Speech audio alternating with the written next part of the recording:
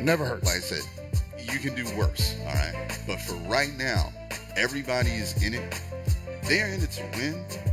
But again, we are right here because we love this game. We love these games. Yeah, absolutely, man. Like, it's been actually pretty amazing coming to this venue, seeing everything, we'll say, dolled up for the sake of celebrating 4 games that shaped careers and childhoods, adolescence, a lot of that stuff. A lot of these people are here because of these games. And then you got Fatal Fury City of the Wolves, which is currently changing the lives of many people in the building currently. Yeah. So what a great way to celebrate what brought us all together in the first place. Mm-hmm. And KOF 15 really got the first shot at that in 2022 when it dropped and kind of got the ball rolling for SNK Esports. Yeah. At a time that we weren't sure what was going to happen. We had the SWC tour featuring KOF 14 and Samurai Showdown that never panned out because of the pandemic. And a lot of us were wondering, where do we go next? But KOF 15 showed up February 2022, had an amazing finals a year later for 15. One of the best fighting game tournaments I've ever seen in my life. One of the best fighting game tournaments I've had the honor to work. And now we're here for another year. Yeah. Again, we are the gift that keeps on giving. And now what we are about to dive into is, again, top tier. Ready for a battle of titans. And again, this is going to be KOF without any bells and whistles. Yeah. Like we said. I mean, at this point, the game, like, these guys that still play the game like this, that are really about this game like that, like, things have been shaken up. Like, don't worry, the top tiers are still who they are. But as you can see, there's a Kula on the screen. And Kula ain't been on the screen for almost a year and a half at this point. So that middle ground, there's no tumultuous times, isn't it? We'll see a lot more Shuneis up front, which I'm a big fan of because one of the better characters, again, you see that crouch A, 4 frames, one of the best crouch A's in the game, leads to so much, especially after the bump, where he can combo into the forward B, gets his party started immediately, goes for the hard knockdown in the corner. There's a safe jump. What you got coming up next? Got to hold all that pressure.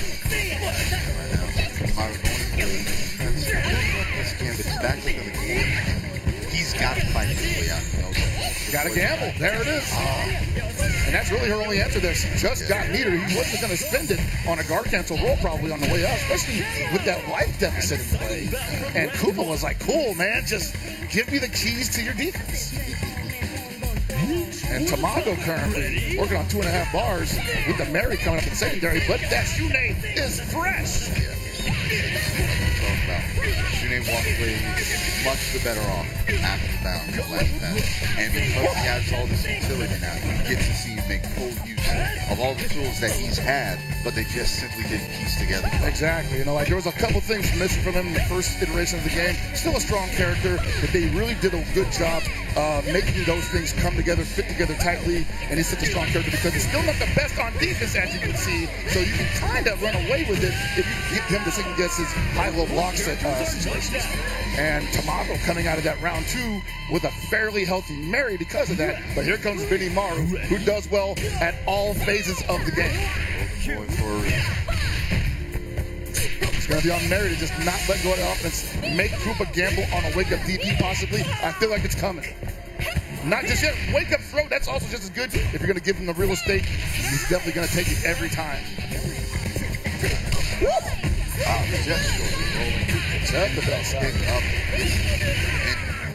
Not a very common miss on Mary's part. Usually that's automatic. Full extension. What the crosser? Not enough yet. There it is. Player 1 needs a miracle. He's a champion. Round 4. Ready? Yeah, both of these guys champions in their own right. Tamago starting this game's lifespan out with the biggest target on his back throughout most of 2022, winning almost every 15 tournament that there was with a character that a lot of people thought wasn't that the best version of Benny Maru at the time. That's plus on block, compressing. Oh my God! And Koopa turns it around. Not enough to finish off yet, but Tamago in a whole heap of trouble. Eats an air throw. Didn't even get to see the Isla. The goddess of victory smiles upon the winner. Is he really worse off? Because if there's an Isla, absolutely, he lost. Yeah, exactly. If there's an Isla on anchor, is that really a good time waiting for you? Let's be blunt here. Oh, no, it's a great time. I love blowing up Islas, man. Because Islas, I mean, she's definitely a elusive character, but I think that people are so used to the toolkit that she has at her disposal that sometimes they might, you know, be a little overconfident in their approach to enemies. And there's definitely holes that can be abused by characters who have, you know, invulnerable DPs, that have fast buttons, and most importantly, have low profile, low beats. Catch her landing and during landing frames, and she's all yours. Shune definitely one of those characters, but unfortunately, he's playing for her team.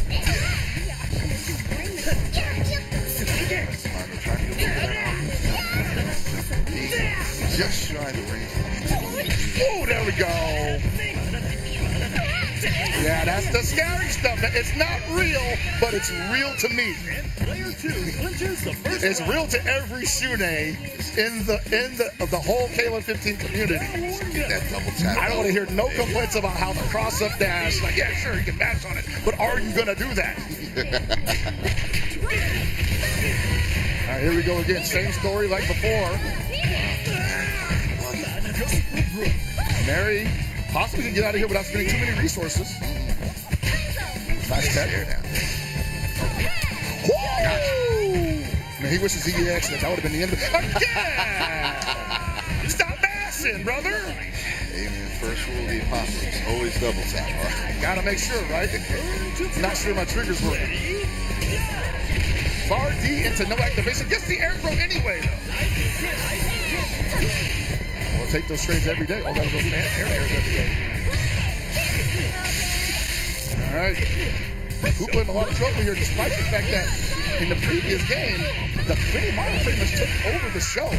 Tamago with a great adjustment here, not letting go of the offense, but this is where things turn around. When you give the Benny Maru a moment to breathe because your block screen basically spaced itself out, that's where Benny Maru really starts to come alive, because his limbs are always going to outreach Boomerang's. But he does have an extended hurt box in that far view. Yeah, you gotta be ready for that, man. That's one of the lesser used moves as well, so totally not that embarrassing to get hit by that, but at the same time, man. Again, like, really? It's one of those things you have to understand that. You gotta know. You gotta know it's coming. And not the Yo, Tamago wants that one back. He's like, bro, I got the flare jump over the far seat into the jump beat counter hit. And no full combo, we get it back, baby. Here we go. Right, stuck here. Hard knockdown. Oh, he actually had to wait that out just a little bit more. It's okay, though. Wow, what a response from Tamago. Looking good right here, playing on house money, as it were. 3 bars coming to his Benny Maru, and that Isla is on life support. Ready? Absolutely. Oh, yeah. This is all Tamago right now. Yeah. Koopa can definitely make it happen. He needs to find the opening of openings. Something with a jump heavy, most likely. An empty jump will be, might also suffice, but he's going to end up spending a ton of resources to make it count. Meanwhile, Tamago just needs to find any button. He's got to find his outreach prime. Have the touch, my friend. Looking for it, just saying, hey, we'll whittle you down.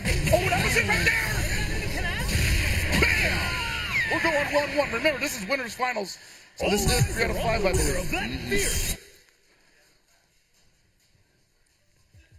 Yeah, quiet contemplation on the faces of the players right now. You got a lot of thinking to do.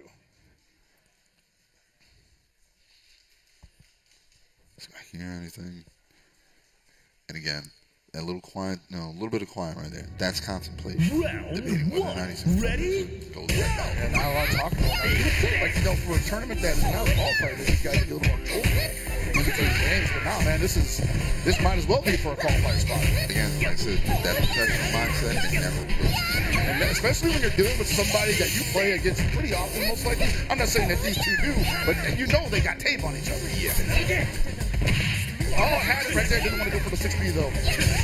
Oh, my God. I used no pet rotation. Fire. Got a nice response from Tamago.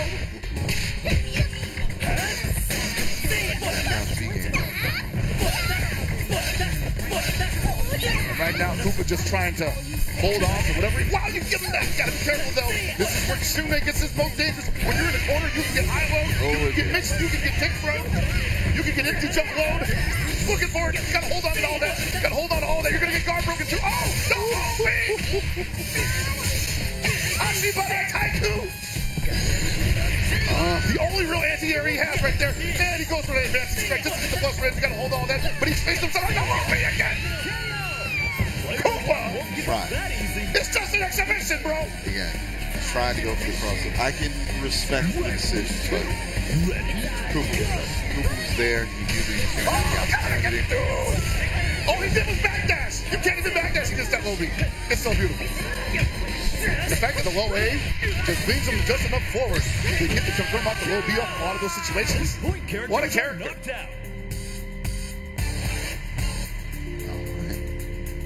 Round 3. Ready? Go! Old style. Oh. Almost got the whip punish on that stand. Probably one of the more. Wow! Tamago caught out-piloting the block string while the Benny Morrow was nowhere near in sight for it. 8 fat damage.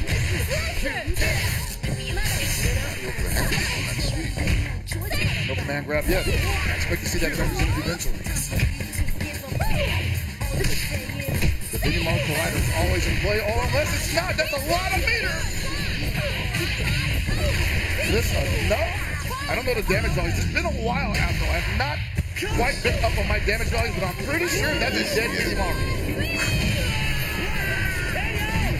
Player 1 has victory in their This is part of sights. the reason why Tamago is a champion. This is part of the reason why Mary is Tamago's girl comes to these high pressure situations. She is definitely part of the team. The hockey cross-up, one of the best cross-up buttons in the game.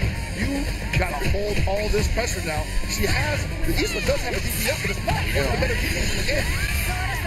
Now Koopa Top spending all of his resources just to get to Mary out. We're at 51 seconds on the clock. Not all of that life is coming back. But it's about getting the character out of the game, forcing yourself into a scenario where you give yourself a chance to win.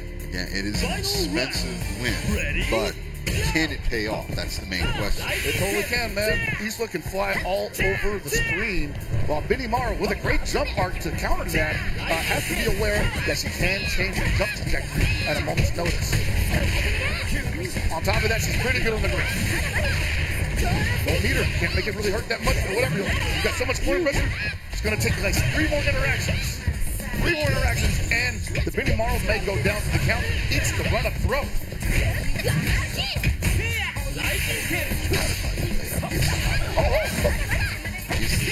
Not enough. He's going to spin it though. I like it. Even enough.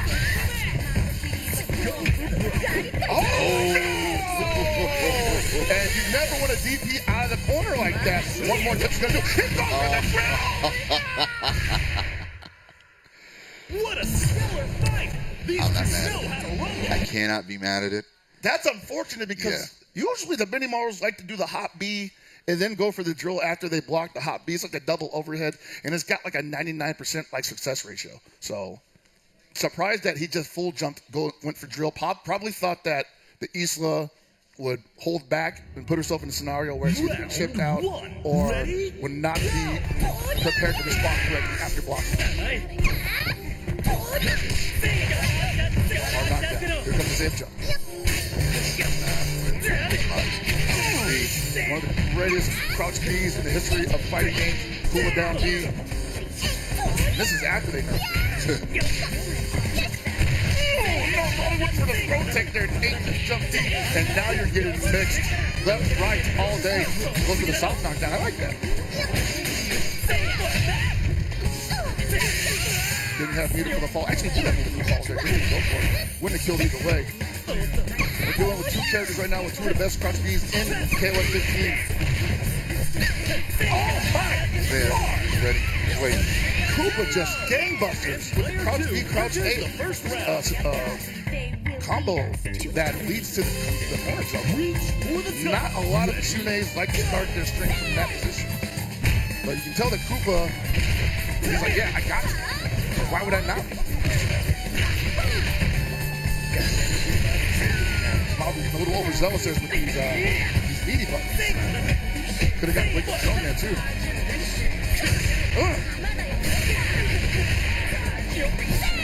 Yeah, this is definitely Koopa's win right now.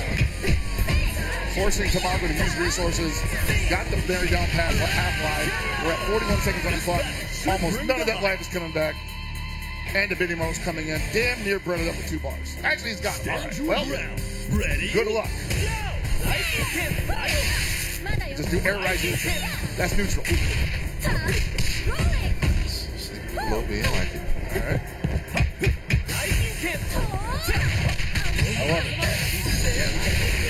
Oh, that hot work. Hey, that's going to be it for Mary.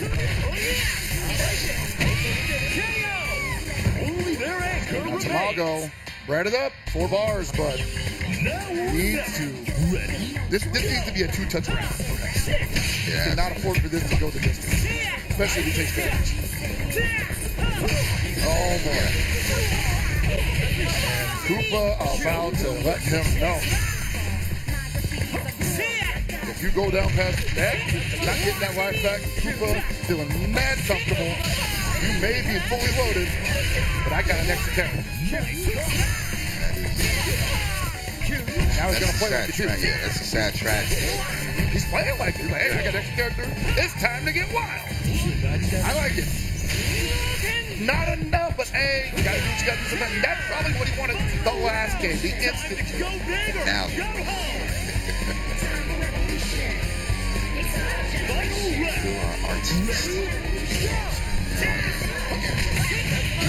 Meter is a lot to work with. Yeah, Tamago has to play this like no gaps would be the first thing to describe them. Gaps in your block strings right now, yeah, you're just never going to get back on offense. And Tamago goes down to Koopa. Koopa advanced to the grand finals.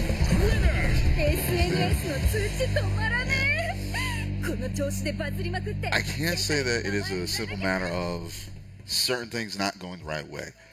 There were a few instances of that, but by and large, this was all Koopa's show. Yeah, no, like once we basically saw Tamago try to make the Kula work in the point position, and pretty often ended up being thrown into a scenario where the Mary had to do double duty. Yeah. Had to play from behind against the Shune that had meter, barely got touched in the previous round. And then after she got rid of him, then had to fight a Benny Maru, who probably had meter left over from the Shune round. Yeah. And was feeling pretty comfortable because he got the Isla in the back. Only once was he really able to dominate that kind of team makeup. Yeah. And unfortunately, he's going to have to fight his way back up from the loser side to get another shot at that. Yeah, and a great display that we got to see in that last match was basically the economics that come into this game. Because it's one thing to have the good character pick, don't get me wrong.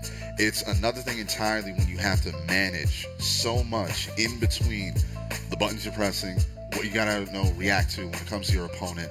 You still need to be aware of all the metrics and all the tools on your side of it. Absolutely. And one thing that we got to see from Koopa is fully aware of everybody that's on his team, everything that they have to do, all the expenditures that he has to make sure that, again, he is going to get over all his opponents. Yes, I think that Koopa, one of the biggest strengths that he showed us was that not only was he reaching for the opportunities that a lot of Shunes tend to let go because maybe they aren't comfortable with the punishes that are given to them.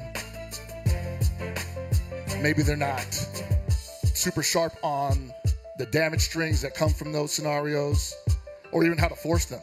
And not only that, on top of that, he was like, hey, I need to know if Tamago's going to press buttons on these setups, on these left-right setups. Yeah.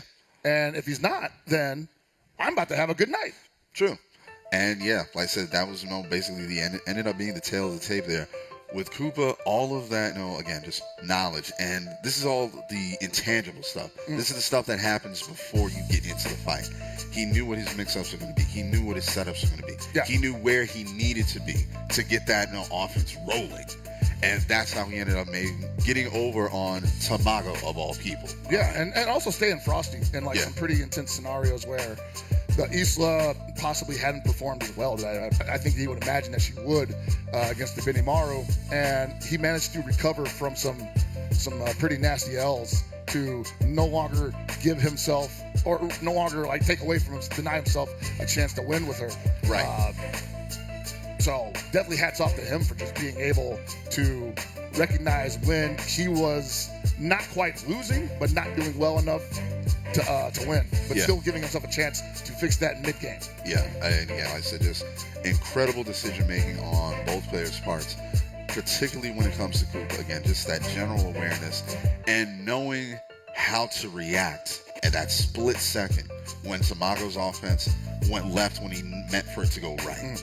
Just having that, again, turn on a dime ability to be able to restructure your game plan, that's the mark of a champion. Yeah, hands down. Hell of a winner's finals, certainly. You know, definitely what I'm used to seeing from KOF 15. I mean, just generally KOF final scenarios. Like, you get some of the best fighting game action that you've ever seen, most likely. Yes.